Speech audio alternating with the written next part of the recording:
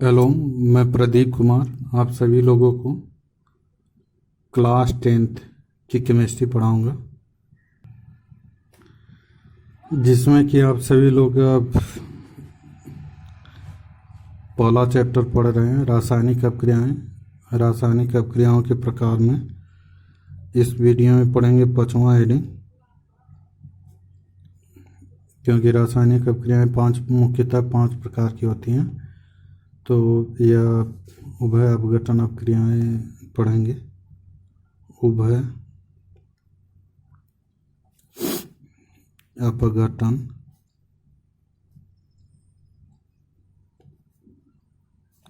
अभिक्रियाएं।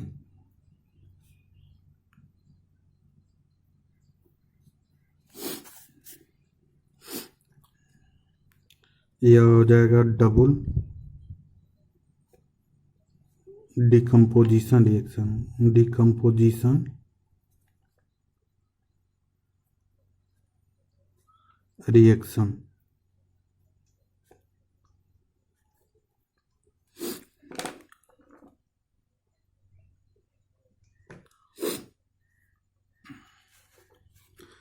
Double decomposition reaction में उभय अपघटन अपक्रियाएं।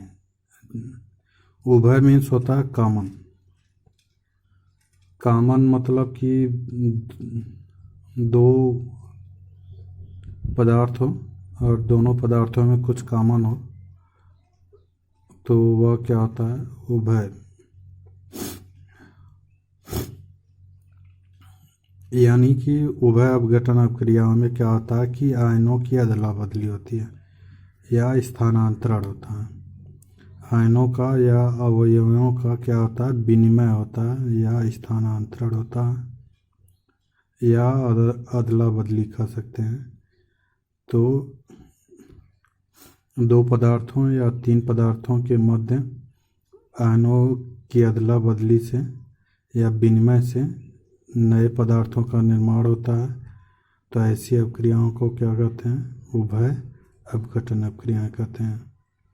यानी कि ऐसी अपक्रियाएं जिसमें यौगिकों के मध्य आयनों की अदला बदली होती है या विनिमय होता है, तो ऐसी अपक्रियाएं उभय अपघटन अपक्रियाएं कहते हैं।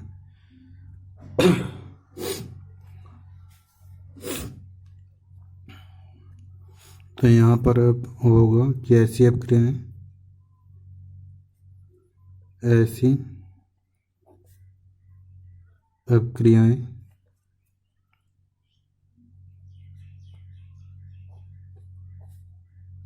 जिसमें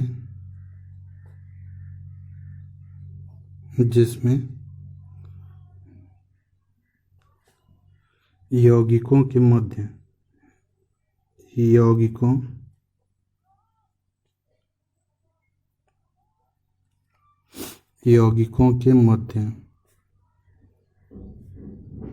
यौगिकों के मध्य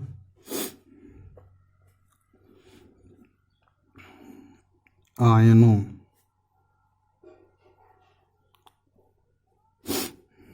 या अवयवी कणों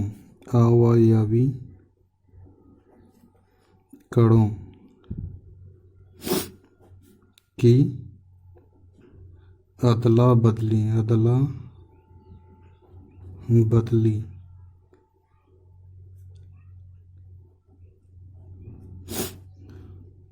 या विनिमय कर सकते हैं, विनिमय।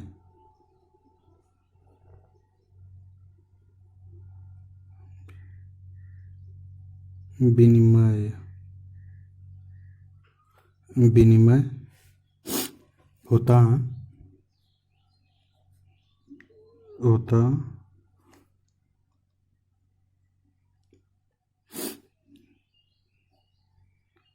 है और नए पदार्थों का निर्माण होता है। नए पदार्थ बनते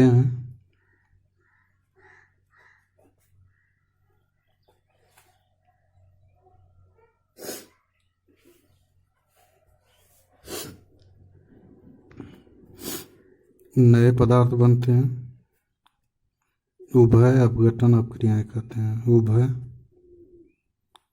अपघटन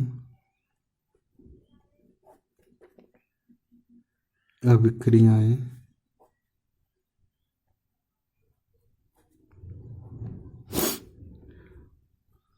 कहते हैं।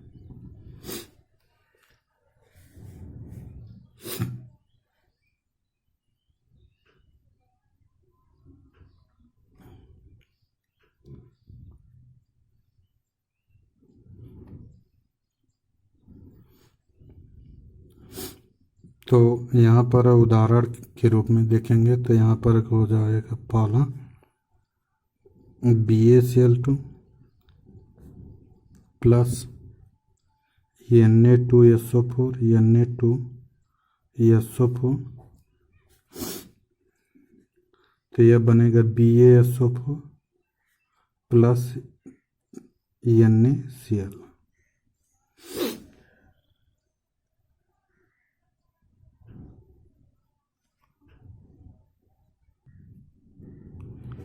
यहाँ पर कह सकते हैं कि यह बेरियम क्लोराइड, इसको बोलेंगे बेरियम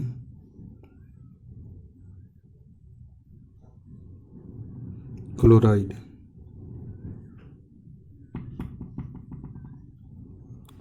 इसको कहेंगे सोडियम सल्फेट।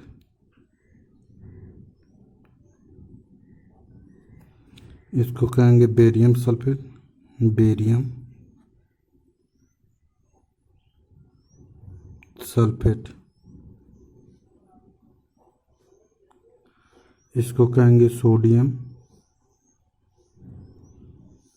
क्लोराइड।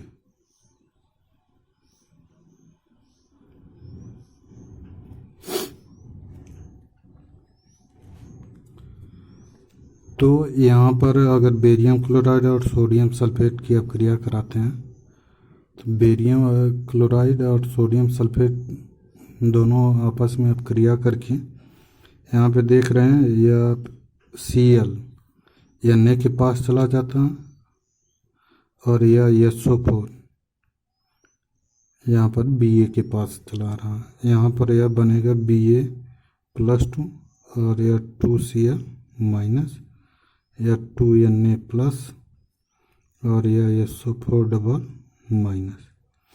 तो यह वाला यहाँ पे चला आ रहा है और यह वाला यहाँ पे चला आ रहा है। तो यहाँ पर आयनों की अदला बदली हो रही है। इसका माइनस इसके पास चला आ रहा है, इस धनायन के पास, और इसका माइनस इस धनायन के पास चला आ रहा है।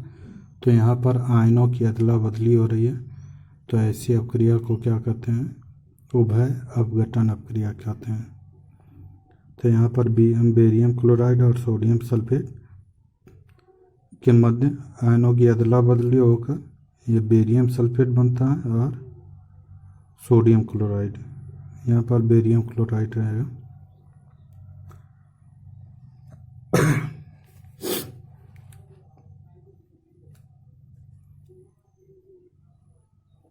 इसी तरह से दूसरा है copper sulphate CuSO4 plus 2NaOH 2NaOH। इन दोनों की परस्पर अपक्रिया होती है। तो यह CuOH का टॉस प्लस Na2SO4, यह सोडियम सल्फेट बनेगा और यह कॉपर हाइड्रोक्साइड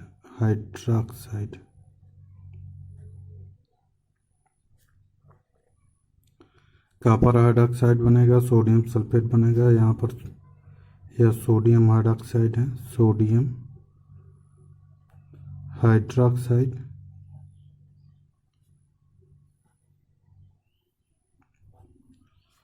और यह कॉपर सल्फेट होगा, कॉपर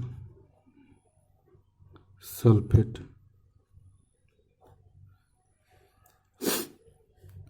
तो कॉपर सल्फेट की सोडियम हाइड्रोक्साइड से अपक्रिया कराते हैं तो यहाँ पर आयनों की अदला बदली हो जाती है।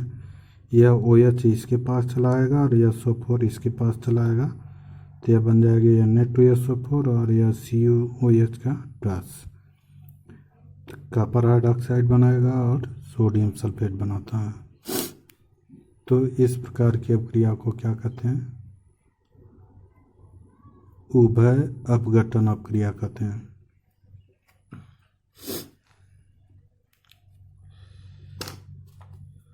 तो इस प्रकार अब रासायनिक अपक्रियाओं के प्रकार खत्म हो गया। अब इसमें इसके बाद है, अब अन्य अपक्रिया भी होती है। तो ऊष्मा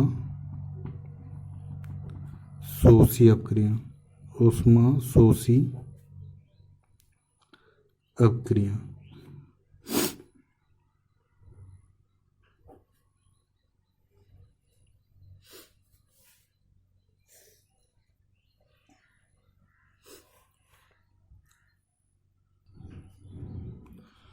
यह हो जाएगा endothermic reaction, endothermic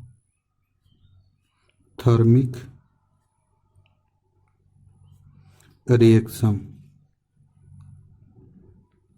endothermic reaction.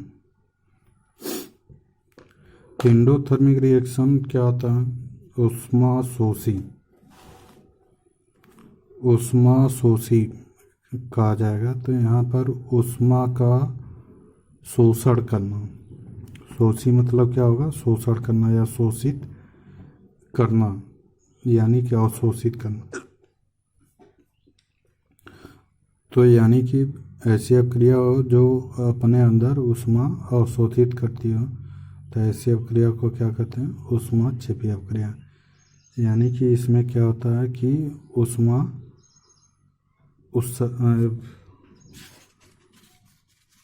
ऊष्मा क्या होती है? अवशोषित होती है। तो यानी कि कह सकते हैं कि ऐसी अपक्रिया जिसमें ऊष्मा का शोषण होता है, ऊष्मा शोषी अपक्रिया कहलाती है। तो यहाँ पर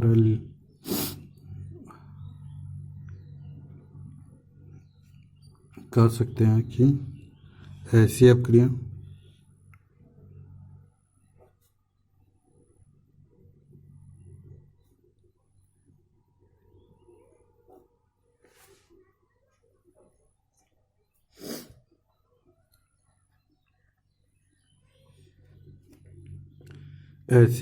जिसमें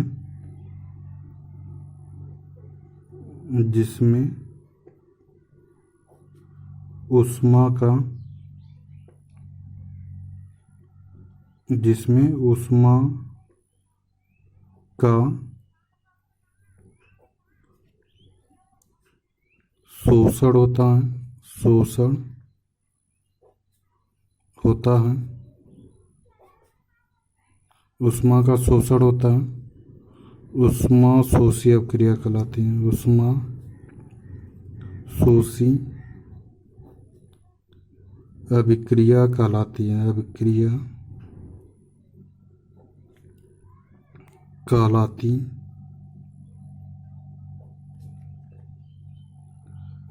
तो ऐसी अपक्रिया जिसमें ऊष्मा का शोषण होता है, तो ऐसी अपक्रिया क्या कहलाती है? ऊष्मा शोषी अपक्रिया कहलाती है।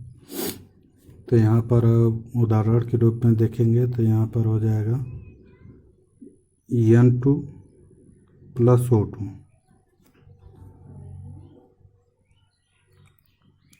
यह होगा 2NO माइनस ऊष्मा,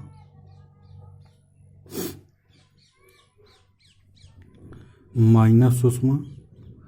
तो यहाँ पर कह सकते हैं कि अगर इसको उठा के लेकर आएंगे इधर, तो यह माइनस से क्या हो जाएगा? प्लस हो जाएगा। यहाँ पर अगर लिखना चाहेंगे तो 45 किलो कैलोरी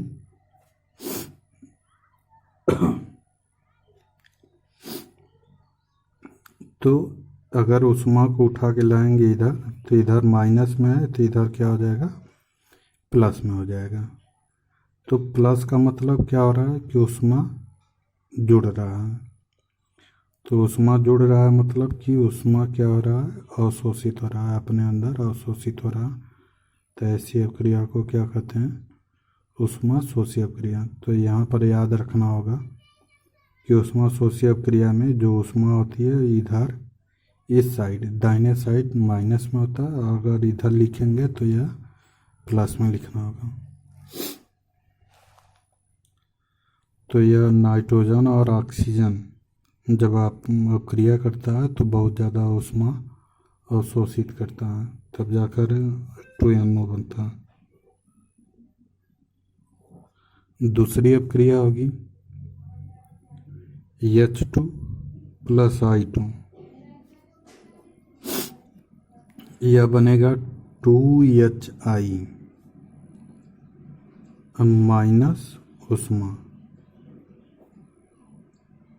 माइनस ऊष्मा यानी कि हाइड्रोजन और आयोडीन परस्पर अभिक्रिया करते हैं तो ऊष्मा की आवश्यकता होती है।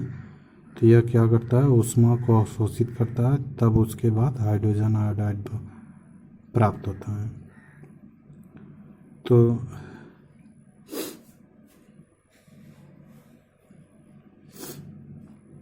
तो हाइड्रोजन आयोडाइड के बनने में यह ऊष्मा क्या होती है? अवशोषित होती है।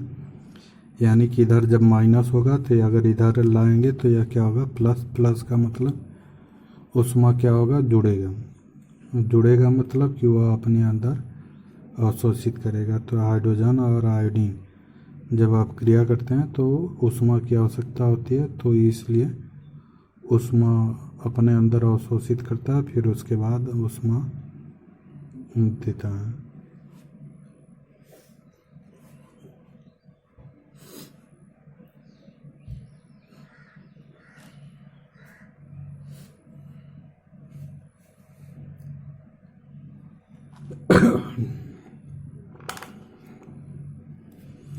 अब पढ़ेंगे ऊष्मा क्षेपी अभिक्रिया। ऊष्मा क्षेपी अभिक्रिया।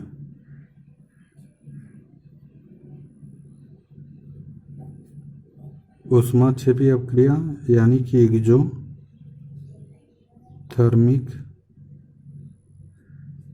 रिएक्शंस।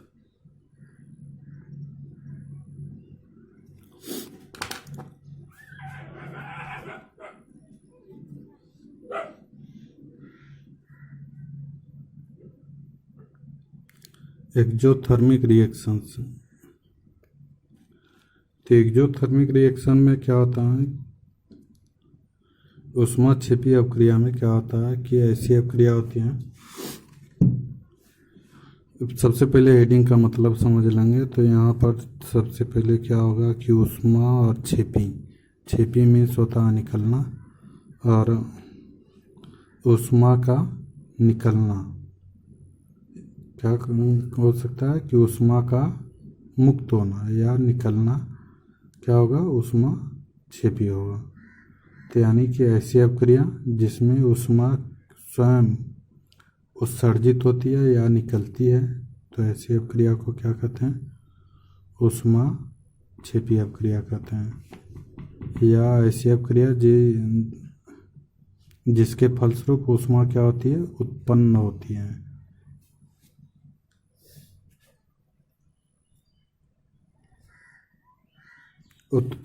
है। तो ऐसी अभिक्रिया को ऊष्मा क्षेपी अभिक्रिया कहते हैं। तो यहाँ पर कह सकते हैं कि ऐसी अभिक्रिया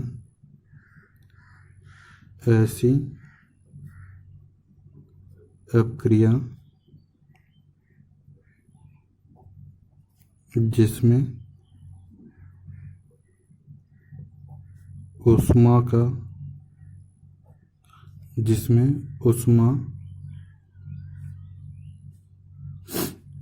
स्वयं उत्सर्जित होती है। ऊष्मा स्वयं उत्सर्जित होती है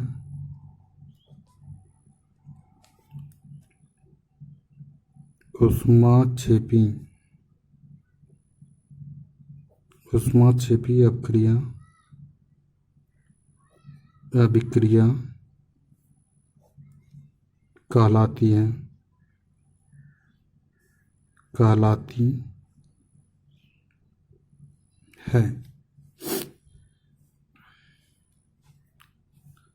ऊष्माक्षेपी अपक्रिया कहलाती है। तो यहाँ पर हो जाएगा N2 प्लस 3H2 3H2, यह बनेगा 2NH3 प्लस ऊष्मा। अब यहाँ पर देखेंगे तो यह नाइट्रोजन और हाइड्रोजन जब जुड़ता है तो ऊष्मा बहुत ज़्यादा मुक्त होती है। जैसे कि अगर यहाँ पर जो ऊष्मा यहाँ पर क्या है, प्लस में है, तो अगर इसको उठा के लाएंगे इधर, तो यहाँ पर यह प्लस में है तो इधर आ जाएगा तो यह माइनस में होगा। तो माइनस का मतलब क्या होगा कि जब नाइट्रोजन और हाइड्रोजन परस्पर संयुक्त होते हैं तो ऊष्मा क्या होती है, मुक्त होती है। तो यह याद करना होगा कि ऊष्माक्षेपी में हमेशा अगर इधर लिखेंगे ऊष्मा को तो माइनस में लिखेंगे, इधर लिखेंगे तो प्लस में लिखेंगे। तो दाहिने साइड लिखेंगे तो यह प्लस में रहेगा, और बाएं साइड लिखेंगे तो माइनस में रहेगा। और सबका उदाहरण अलग अलग है। यहाँ पर सेकेंड रिएक्शन अगर देखेंगे तो सेकेंड रिएक्शन में कार्बन प्लस ऑक्सीजन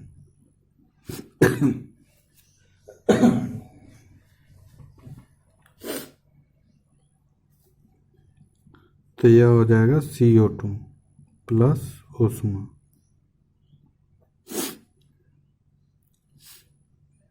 तो यहाँ पर जानते हैं कि लकड़ी जो होता है, लकड़ी में कार्बन की मात्रा अधिक होती है।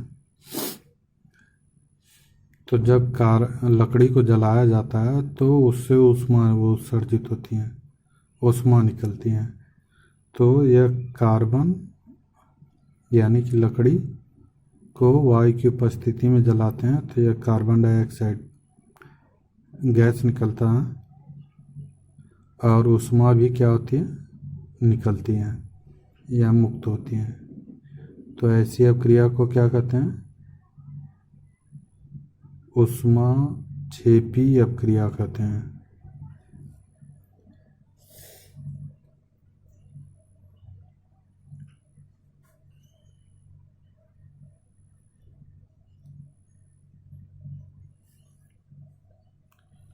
तो इस प्रकार आप लोग उभय अपघटन अपक्रिया देखें, ऊष्माशोषी अपक्रिया देखें, ऊष्माक्षेपी अपक्रिया देखें। उम्मीद है कि सबको समझ में आया होगा। और सब्सक्राइब नहीं किए हैं वो सब्सक्राइब कर लें ताकि जो भी वीडियो यूट्यूब पे अपलोड होता है तुरंत आपके पास नोटिफिकेशन में पहुंच जाएगा और एक भी वीडियो मिस नहीं करेंगे। और वीडियो को लाइक कीजिए और शेयर कीजिए और अपना नोट्स बनाते जाइए ताकि अच्छे से आगे तैयारी हो सके।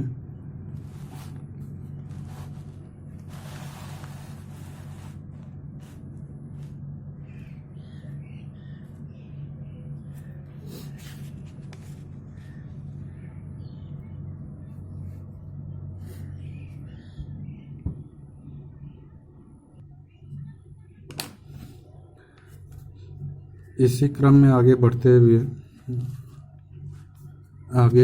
हैं और देखते हैं अगला अपक्रिया।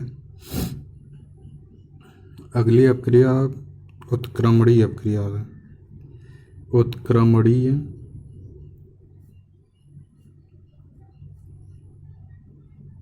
अभिक्रिया।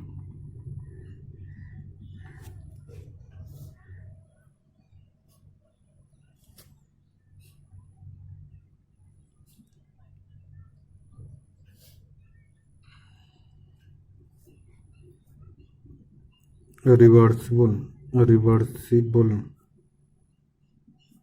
रिएक्शन।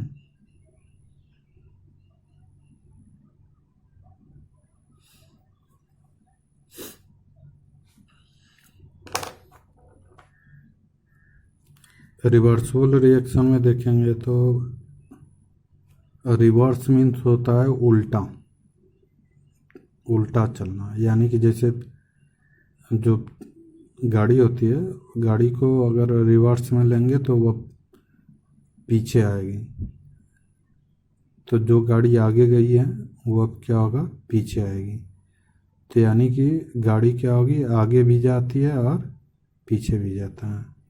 ठीक उसी तरह से यानी कि यहाँ पे उत्क्रमणी है, मतलब कि उत्क्रमित होगा तो वह कहीं भी आगे पीछे जा सकता है।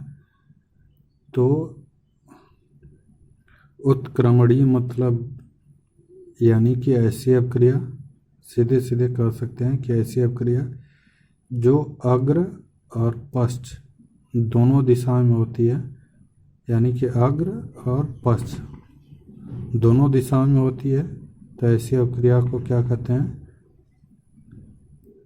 उत्क्रमणीय अपक्रिया कहते हैं। यानी कि जो अपक्रिया आगे भी हो और पीछे भी हो, तो ऐसी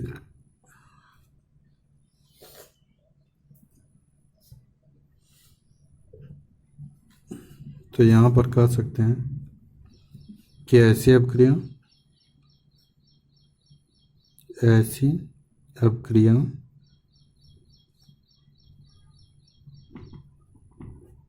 ऐसी अपक्रिया जिसमें ऐसी अपक्रिया जो अग्र तथा पश्च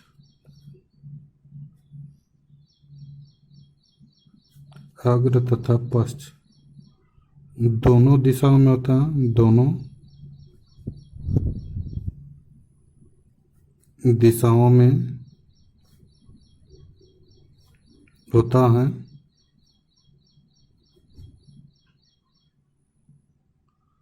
अग्र और पश्च दोनों दिशाओं में होता है,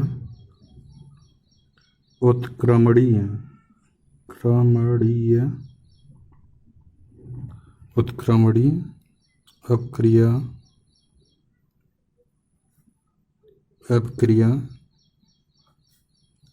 कहलाती हैं।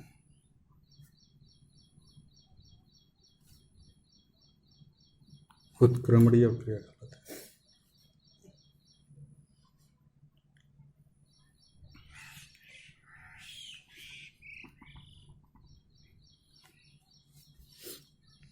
है। जैसे NH4Cl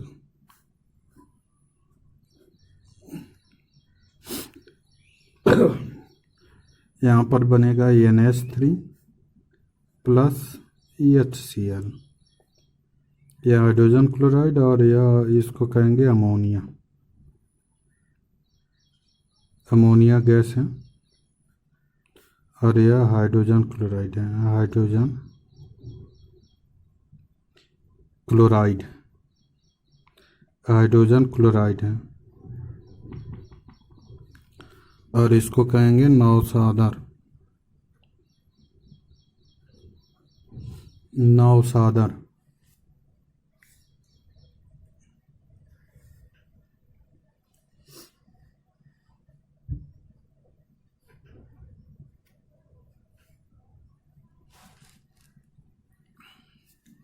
तो यहाँ पर देख रहे हैं, इसको गर्म करते हैं और नीचे क्या होगा, ठंडा करते हैं।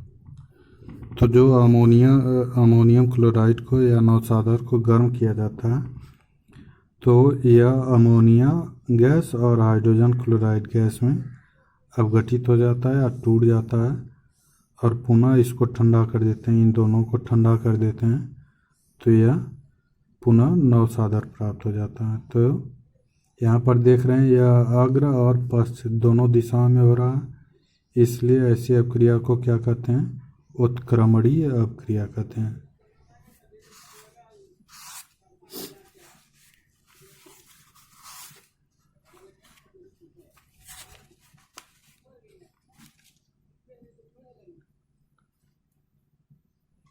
जैसे एक और रिएक्शन है PCl5 PCl5 तो यह बनेगा PCl3 प्लस Cl2। तो इसको भी गर्म करते हैं और यहाँ पर ठंडा कर देते हैं। तो यानी कि यह देख रहे हैं कि जो फास्फोरस पेंटाक्लोराइड है यह 2 अणुओं में अपघटित हो जा रहा है, 2 यौगिकों में अपघटित हो जा रहा है। तो यह अग्र भी आगे भी हो रहा है और पीछे भी हो रहा है। तो ऐसी अपक्रिया को क्या कहते हैं? उत्क्रमणीय अपक्रिया कहते हैं।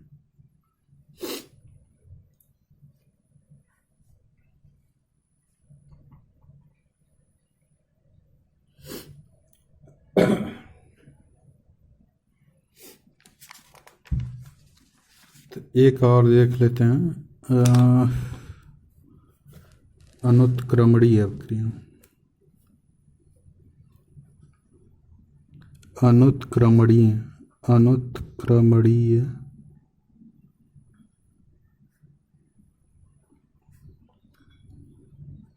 अपक्रिया। अनुत्क्रमणीय में इरिवर्सिबल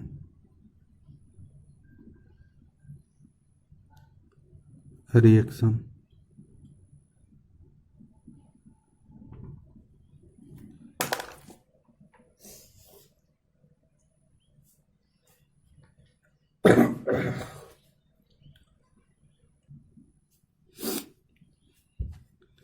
तो यहाँ पर देखिए कि उत्क्रमणीय अपक्रिया दोनों दिशा में हो रही है, तो अनुत्क्रमणीय अपक्रिया होगी केवल एक ही दिशा में होती है।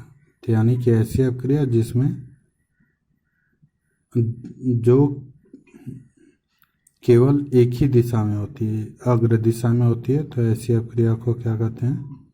अनुत्क्रमणीय अपक्रिया कहते हैं।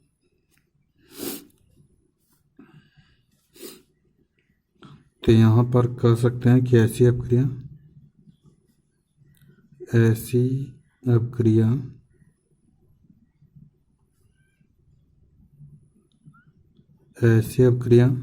जो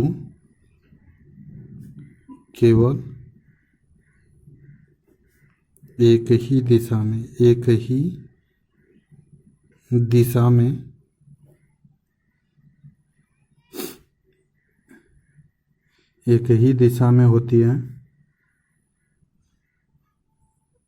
दिशा में होती है,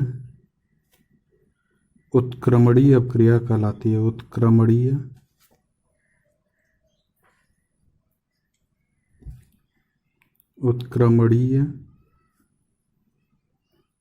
अपक्रिया कहलाती है।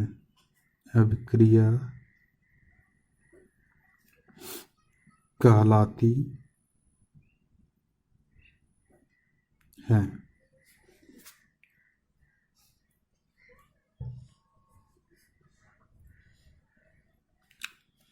तो यहाँ पर जैसे देखेंगे तो यहाँ पर KClO3 या KCl प्लस O2 या इसको पोटेशियम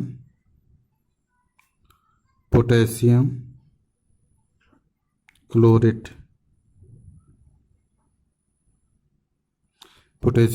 कहते हैं। तो यह अपघटित होकर, यानी कि इसको गर्म कर देते हैं तो यह अपघटित होकर पोटेशियम क्लोराइड बनाता है और ऑक्सीजन गैस मुक्त करता है। तो यहाँ पर केवल एक ही दिशा में अपक्रिया हो रही है, सिंगल तीर है।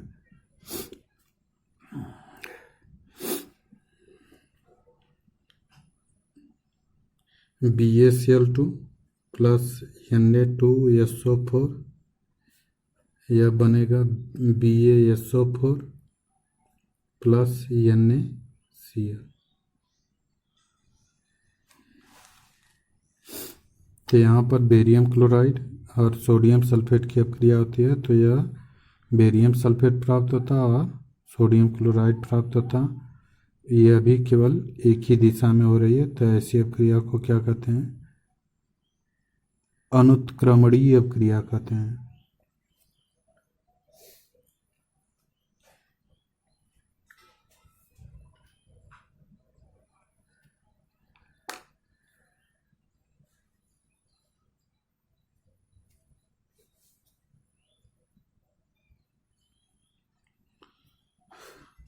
तो इस प्रकार से आप लोगों को बार बार कह रहे हैं कि जो लोग वीडियो को सब्सक्राइब नहीं किए हैं सब्सक्राइब कर लीजिए ताकि जो भी वीडियो यूट्यूब पे अपलोड होता है तुरंत आपके पास वीडियो पहुंचती रहे। और वीडियो को लाइक कीजिए और शेयर कीजिए। Thank you.